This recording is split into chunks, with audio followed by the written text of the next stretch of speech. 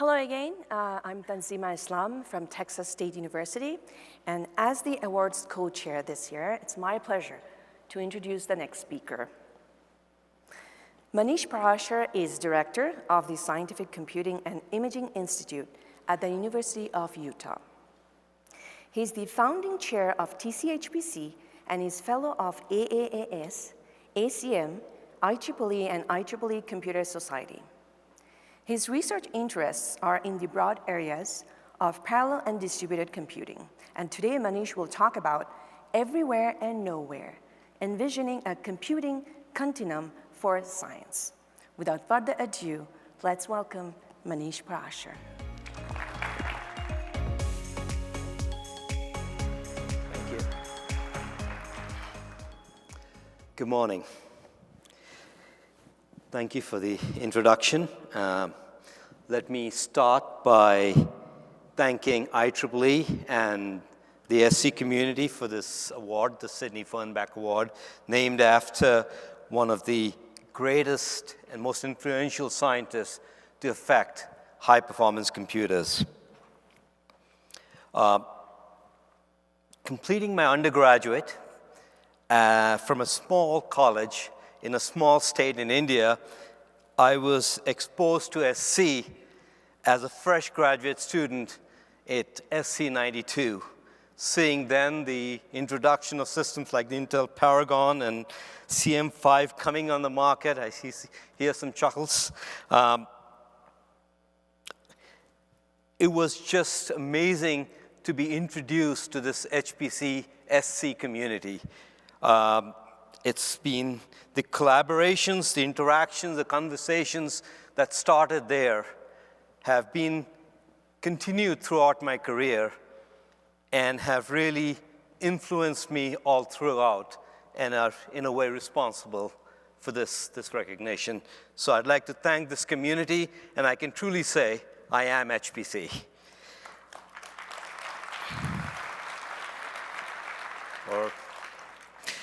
So as some of you might know, the last 5 years or so, or almost 6 years, I've been away from academia.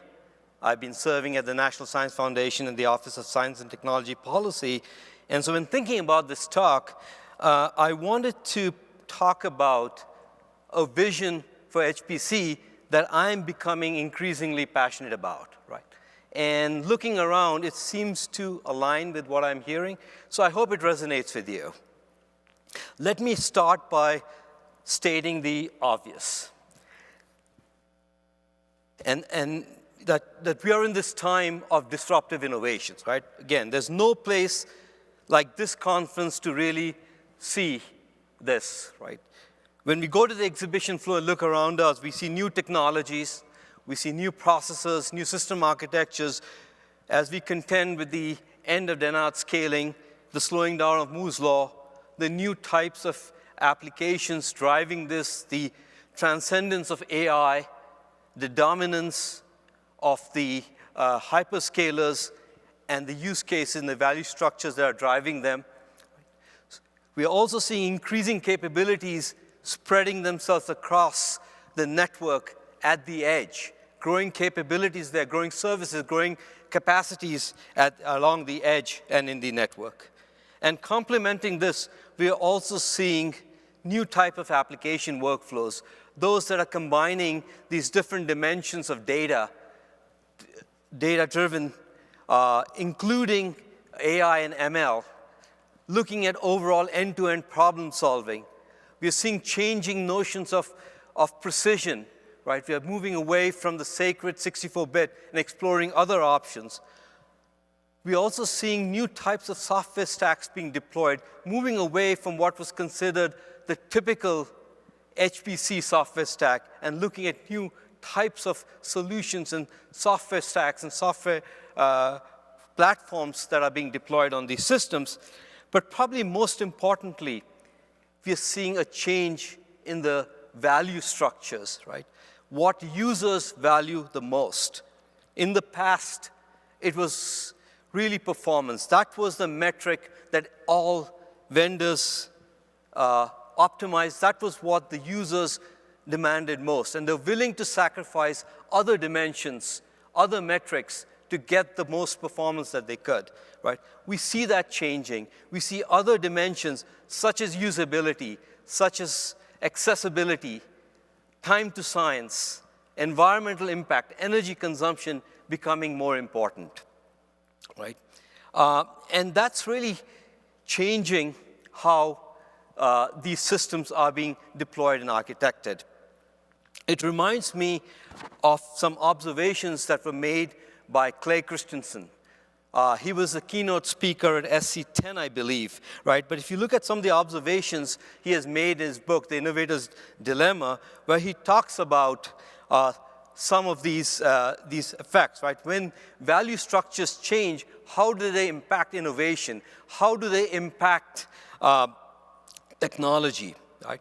So as this plot on the slide shows, right, what's trying to say is that as a metric that vendors have been traditionally optimizing reaches where it becomes sufficient for an average user, right, additional optimizations along that metric stop adding value for the users, and other values become more important. And when that happens, it provides opportunities for new technologies to come in, new approaches to be introduced. And these also then allow new types of solutions to enter the marketplace, creates new opportunities. And we may be experiencing that in HPC, right? Traditionally, performance, as I mentioned, was valued, was a key metric that was optimized, right? Now, as the performance that's provided by a typical HPC system to an average user is sufficient, other aspects, other metrics start becoming important. Again, usability, accessibility, environmental impact, right? At the same time, new types of applications, such as AI ML, are driving new types of solutions which are providing additional capabilities to the HPC communities. And again, once again, we only have to look around the exhibition floor to see that this is becoming a reality. We are seeing new types of solutions coming in, new types of approaches. We can see that the HPC, what we call HPC, how we use HPC, the type of applications that are running on the HPC are evolving very quickly. So when I step back and try to think about what I personally would imagine HPC, a vision for HPC moving forward, this is the image that comes to mind. Let me explain. The everywhere, I think, is clear. We are seeing non-trivial computing being permeating or being integrated into every aspect of our life, right? There is capabilities, computing capabilities in all around us, in the cars we drive, in the devices we carry, in the appliances we use, right? It reminds me, well, and these are, as technology evolves, these are getting more and more powerful, right? It reminds me of Jack Dungara's keynote last year, where he held up his phone and talked about how that phone had the same computing power as a supercomputer not so long back, right? And so we're seeing that these capabilities that sort of permeate, that are pervasive across all aspects of our life, are providing capabilities all around us. Computing, non-trivial computing, HPC, is everywhere. By nowhere, I'm referring to how we interact with the computers, how we use computers. More traditionally, right, as a grad student growing up through my research career, right, using HPC was quite an involved process. You built very specialized applications that were highly tuned. You then logged on to special systems to compile them. Then you queued them up for execution on yet another system when they ran. Right? This is very much in contrast with the way the users use many of the enterprise systems. They're looking at new abstractions such as a service access, containerization, serverless deployment, notebook access, right? It's a different transparent way, different abstraction on how you use the systems, a lot more transparent, right? And as the HPC community increasingly adopts these kind of abstractions, right, we have a more transparent way of using HPC. And we're seeing this happening quite a lot. For example, the gateways community has been building these portals to more seamlessly and transparently use these larger systems. So clearly, in the future, we can see an HPC system that's really accessible in a more transparent way. From a user's perspective, it's really nowhere. And so looking forward, I do see the future of HPC as being permeating all around us across a continuum of computing capabilities and services, but providing abstraction that is very transparent and seemingly accessible, right? And enabling this is this continuum, is this connection of computing devices, capabilities, services all around us. So let's think a bit about how does this computing impact science? How does science leverage this computing? The computing continuum is actually quite natural to the scientific community. We already have this natural computing ecosystem from these very large instruments that provide tremendous amount of capabilities, both computing and data, right? Along with observatories and sensor networks that are streaming data all around us. We're also seeing very large computing platforms in the core, extreme scale, as well as distributed platforms that provide a lot of computing capabilities. And then we're seeing the increasing amount of capabilities around the edge platforms that provide non-trivial computing capabilities, networks that are providing terabits of communication capabilities, right? Putting them all together, we can think about this natural continuum that we have, an ecosystem that we have for science, and enabling it is a new class of applications that are emerging that are really combining these different aspects, the streaming data, the computational capabilities, the in situ and in transit computational capabilities to understand systems, to manage systems, to analyze systems, to predict, and then to actuate, right? To create the entire end-to-end workflow. Let me explore a few different such workflows that are being targeted by these integrated systems, by this continuum. One class of applications that has been emerging for some time is end-to-end experiment management, right?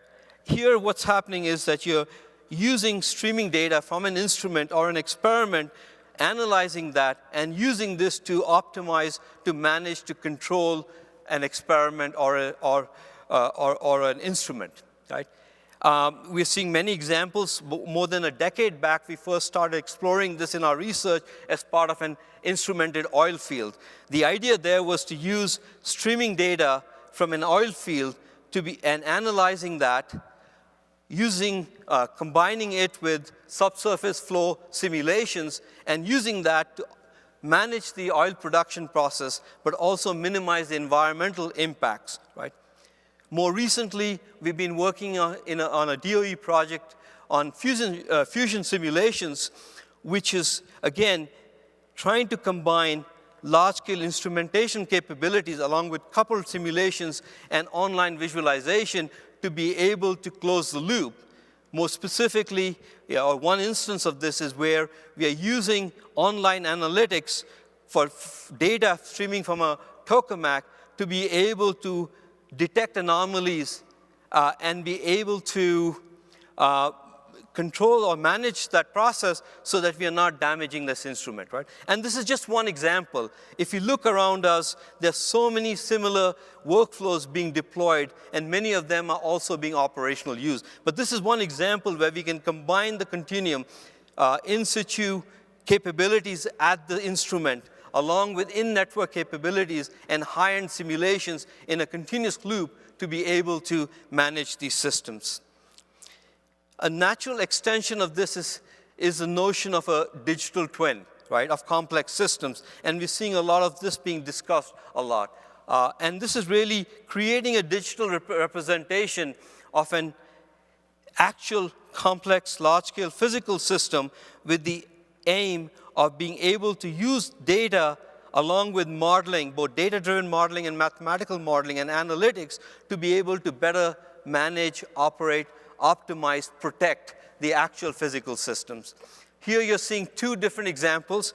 One is from NOAA, that's the National Oceanographic and Atmospheric Administration. They have a vision for a digital twin for an Earth system that combines instrumentation that they have deployed and are deploying, along with very large-scale models, analytics, data-driven AI-based models. And the idea here is to be able to understand, analyze, predict, detect, and manage large weather events that might happen. The other example there is a similar, is a model for a digital twin for the human immune system, right? And there are many other such examples that are being developed and discussed internationally. And the goal, again, here is to leverage a concept of continuum which can take streaming data along with analytics and be able to couple that with large-scale simulations in an end-to-end manner. And a computing continuum is, again, critical for these applications, right? And it was interesting, recently I was reading an article from the Wall Street Journal which talked about the San Francisco airport using a digital twin on a daily operational basis to be able to manage their operations, right? So these things are realities, again, and they depend on this notion of a computing continuum. But the class of applications that I'm most passionate about is this class of urgent applications, right, which critically depend on this notion of a computing continuum. The idea here is to use computing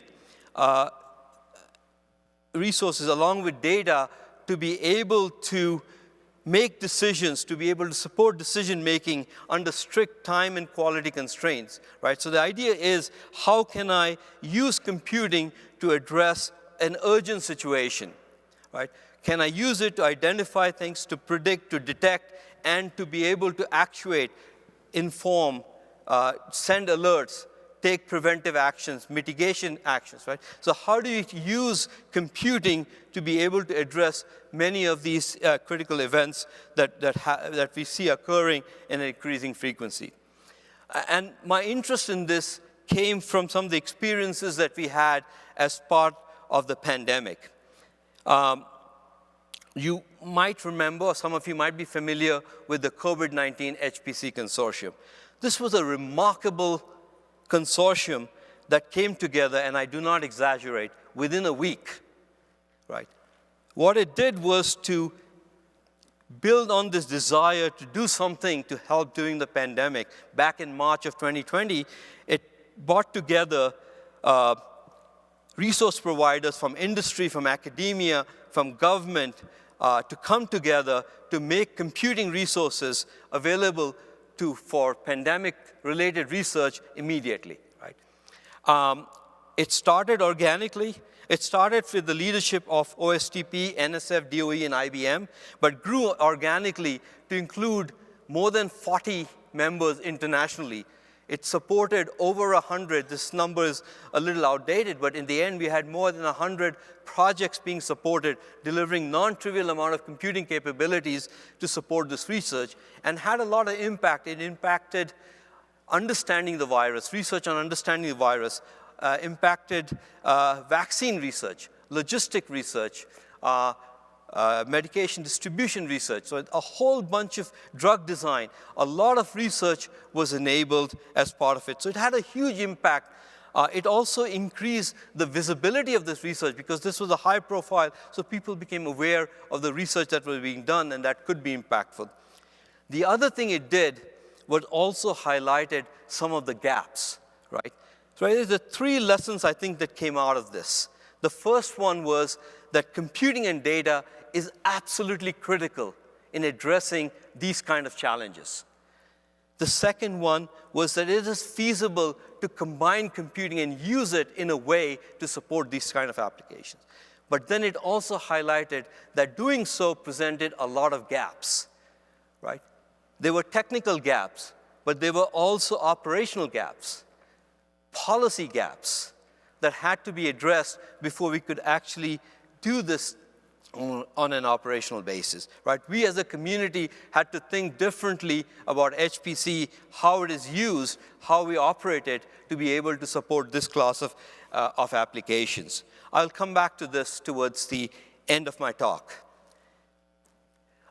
So one specific use case that's really driving my work right now is a very regional problem that directly impacts us at Salt Lake City in Utah. And that is the impact of wildfires on air quality, right? And this is a broader problem, right? We all remember how smoke from the north earlier this year really brought a lot of the Northeast to a halt, right? It becomes specifically significant to the Salt Lake Valley is because of this periodic temperature inversion that we have, right? It creates this layer of hot air that traps cold air underneath it. And what that does is accelerates and amplifies the impact of the particulate matter on and the impacts on air quality, right? And so it's a huge problem, and it has tremendous health implications. In fact, a recent article in the Lancet Journal said that it was the fourth largest impact on global in terms of health impacts, right? And it impacts all aspects of our health, including, as I learned recently, mental health, which is another challenge that we have to deal with. So this problem is that we are driving a lot of our work currently is how do we address the impact on air quality from wildfires along the West Coast, and how do we do it in a way that we can prevent negative effect, take action locally, and be able to help people, be able to manage it on a local basis. And just to highlight why this is an urgent problem, this is a slide I borrowed from a colleague of mine, Heather Holmes, where she really presents how fast this impact can happen, right? As you can see here, a fire that started quite far away, right, within about 30 minutes is able, or 40 minutes is able to have tremendous impact over 100 miles away, right? So it has a very quick impact, and as you can imagine, the impact is not uniform. Under-resourced communities, disadvantaged communities, right, are more impacted by this, right? And so we clearly have to address this problem, right?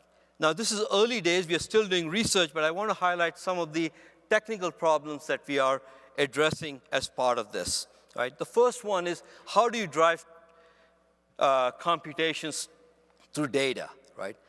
Where you compute, what you compute, when you compute depends on what the data is telling you. So how do you build the right abstractions to be able to do that, right? So there's some work that a student, postdoc of mine, Daniel Baluk-Tamut, along with Philip Davis and Christian Sikari have been working on, is really to build the programming abstractions to be able to support this, where you as a programmer can express computations that have to be done based on the data. And it's not just on data values, on statistical aspects of the data. So if I see certain types of changes in the data patterns over a window of time, I can trigger computations. You can also make determination of where in the continuum these kind of computations are addressed, right? Another research challenge is how do you discover and aggregate resources based on your needs, right? So the question you're trying to see is, okay, I have to make this decision. What computing resources do I have to be able to do that, right? And what they're trying to do is to be able to define a constraint-based software-defined system where you can define your constraints, and the system composes computational elements that allows you to then define an environment where you can run it. And some of the questions you can ask is not just what are the resources I need right now, and where do I find them? But maybe the question you're trying to ask is, these are the computing resources I have. What can I do in this much time? And what kind of a decision or action can I take? So those are the type of things that some of this work is trying to address. It's being led by Mustafa, who's now moved to NASA, and Yubo, right? And the other thing is also using the recommender technology that's being so effective in enterprise systems to be able to see how we can apply those concepts to science. How can we build recommender systems so that it can help me discover relevant data that may help me in making my decisions. And the last piece of work that we're working on is how do you build an autonomic runtime system that can then manage all this decision-making in the system to orchestrate my computation. It builds on a lot of concepts in autonomic computing that came out in the mid-2000s, right? But they're very relevant here, where you're trying to make decisions under uncertainty and trying to optimize resources or computations. And part of this project is this virtual data collaborative, which tries to do this in the context of available data. Due to lack of time, I will not be able to go into a lot of detail here, but I wanted to I'm going to skip this slide that goes into some more detail about this abstraction that Daniel has been working on, which is trying to define, how do I define data-driven computations based on this high-level programming model that he's trying to build out here. I wanted to instead focus on another application that we have been working on for some time, and that's around early earthquake warning. Right, so this is another problem that can have tremendous impact, right? How do we detect an earthquake early enough that I can issue warnings and alerts so that I can prevent sensitive areas from being impacted by the ground movement, right? And so what this is trying to do is to leverage the continuum to be able to detect these kind of earthquakes using streaming data coming from a variety of sensors. Now, technically, and I say that with the disclaimer that I am not a seismologist, right? Technically, what's happening here is there are really two types of waves that really are responsible for a lot of the ground movement. They're the P waves, which are moving along the surface of the Earth, which have a longitudinal movement, which are moving a lot faster than the other type of waves, which are the S waves, which are in the Earth's interior and have a transverse movement about it, right? And these are the S waves that are really causing a lot of the damage from the earthquake, right? This is the one that causes large ground movement. And so the problem here is, how do we detect the P waves early enough so that we can detect this earthquake in time? The second important thing here is that just seismometers, ground-based seismometers, are not sufficient to do that. They're very good for smaller and moderate earthquakes, but as the earthquake magnitude increases, right, the ground movement makes them very, very ineffective or inaccurate. And so what you are trying to do is to include other sensors, in this case GPS sensors, that can then help you detect larger earthquakes early.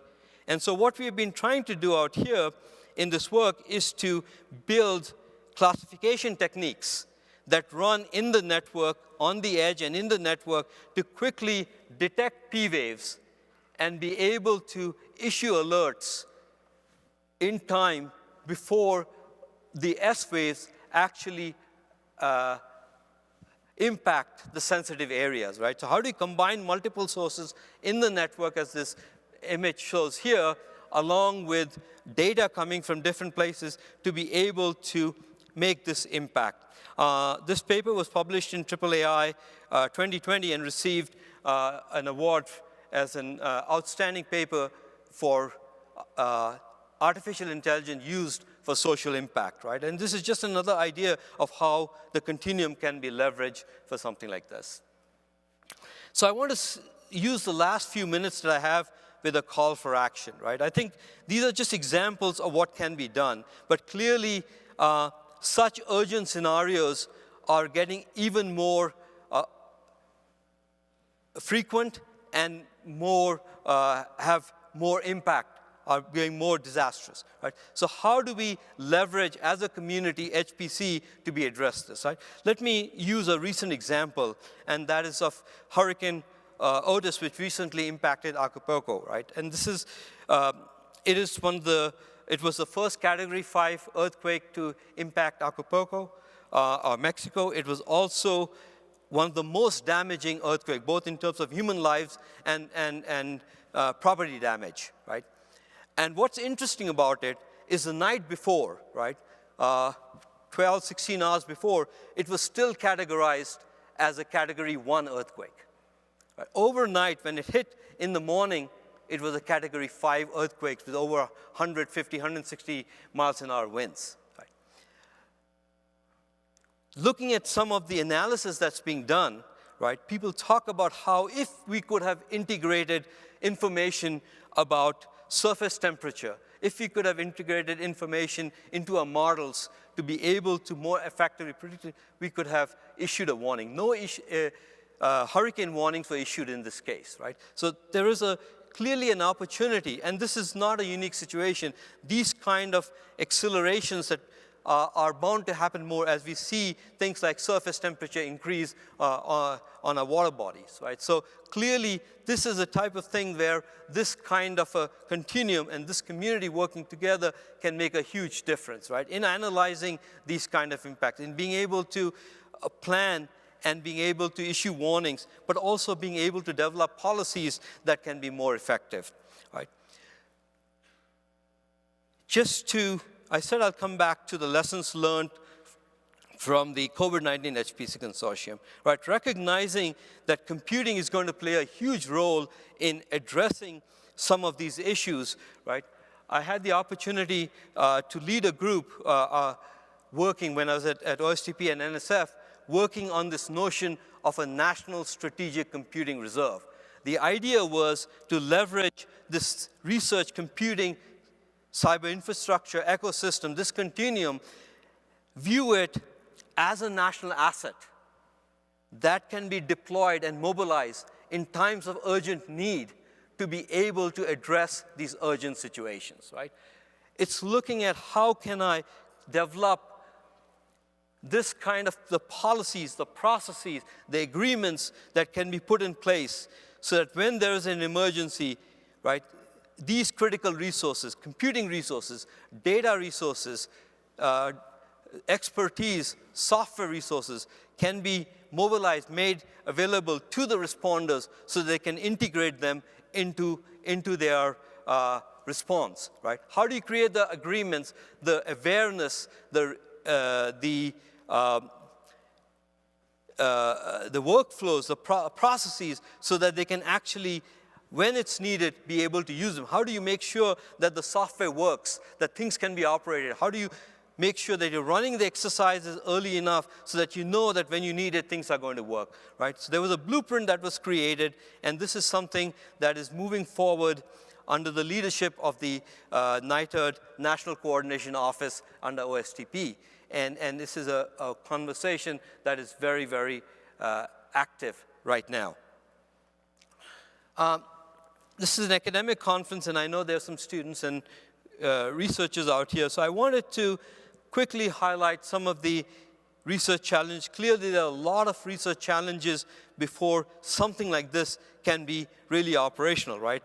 I mean, right now we take things like the Marine Reserve, the Air Force Reserve as granted. They are deployed. They are operational when we need it. Can we do the same thing for a computing reserve, right? And so here are some of the challenges that are there. Clearly, we talked about driving computation to data, accommodating uncertainties, right? Especially in a crisis situation, the data is uncertain, the availability of resources is uncertain. How do you still make actionable decisions under that? How do you build applications and workflows so that they are really nimble enough that they can evolve as your needs evolve? How do you optimize execution? How do you build the right trust models and security models around it? And there's also a lot of policy and governance structures underneath it. In addition to foundational research, there's also something that I'm very passionate about, and that's the translational research that is so important, right? This is the really combining a lot of the foundational research with the deployment and delivery of software and other outcomes that can then be used by the end user community, right? I know that's very natural for this community. This is what this community always does. But what my colleague David Abramson and I have been championing is being able to build the structures, the reward structures, the support structures, the funding mechanism to support this kind of translation work, which is often not recognized in academia, right? And it's really important because achieving this kind of a vision, having the translational research part of it is so important, right? I'll just give a quick plug that we do have a department in the SCIENCE magazine, Computing Science and Engineering, where we are trying to document use cases where researchers have very effectively achieved translation, and what are their experiences, what are their lessons learned. I have to wind down. I wanted to use the last few minutes to introduce the Scientific Computing and Imaging Institute that I direct at the University of Utah. It has built a reputation as a leader in large-scale, high-performance scientific visualization. It is also and it's done that through its multidisciplinary collaborations and its deployment of software and tools that can be used by the user community. And recently, it has been charged to lead a large initiative at the University of Utah on translational AI, using AI to impact important regional problems such as mental health, such as environmental sustainability, such as air quality, and other such challenges. As Dorian said in his opening talk yesterday, and I'm paraphrasing Dorian, that HPC is a team sport. It is naturally multidisciplinary and collaborative, and my journey has been no different. I have been very grateful to work with some excellent individuals who have informed me, some people who I've learned from throughout my journey. I thank them for making my journey possible, but also for making it so enjoyable, right? I'd like to thank my students, my mentors, my advisors, my collaborators through the years. It has been a privilege to be part of this community, and it has been an honor to be recognized by this community. Thank you very much. I'm going to leave you with a quote from, by the way, this graphic is just a way to list the many people I have worked with over the 3 decades of being in this field. I wanted to leave you with a word from one of a Turing Award winner and a former University of Utah faculty. This is something that you, the HPC community, do every day, create the future. Again, it's an honor to be part of this community. Thank you for your attention.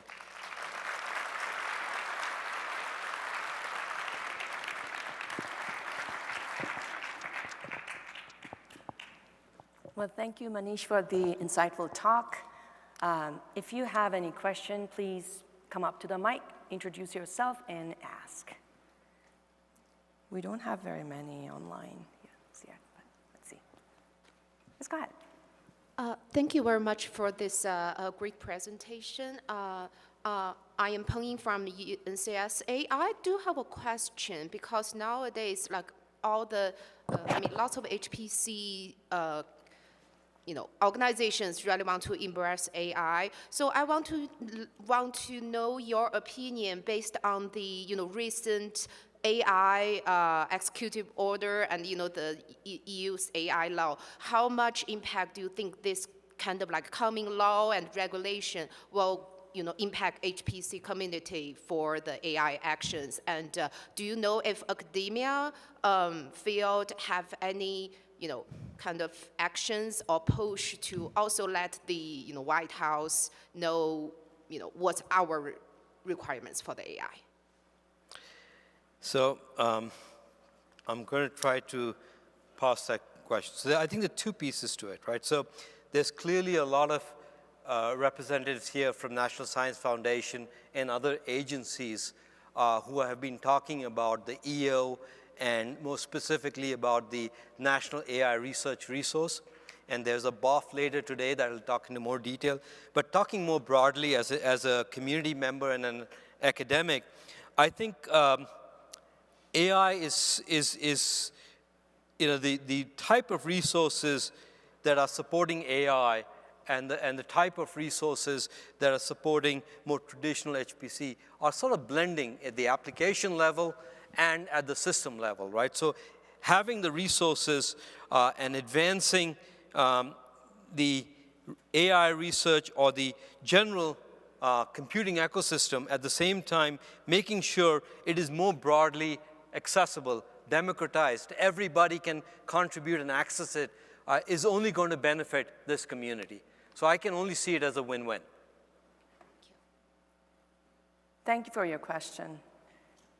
Maybe we have time for one more. There, Maya. Go ahead. Hi, thank you for your talk. I'm Maya Goldcliff from Lawrence Livermore National Lab. And one of the many items you had as the research challenges included security and trust. But I wondered, with such an incredible possibility of this continuum, whether there were dangers of misinformation or of just false sorts of outcomes or predictions, and to what extent security, trust, and authentication need to be built in as integral parts of the workflow in the continuum. I think you're absolutely right? I think this becomes, any decision you make is as good as the data that you're making it based on, right? And if you cannot have any, if the data itself is not correct, it's going to lead to wrong decisions. And there's a lot of research. It's not my area of expertise, but I think there are at least two pieces here. One is, how do you protect the data itself in making sure that it is you can have ways of watermarking it or other ways of protecting it. But then the other thing is taking into account that could be an issue with the data. There's uncertainty about data. How do I build the mechanism on top to make meaningful decisions on top of that, right? So how do you create the right abstractions to be able to still make decisions, recognizing that data is not going to be perfect, right? So that's one of the implications here, but that's an excellent point. Thank you.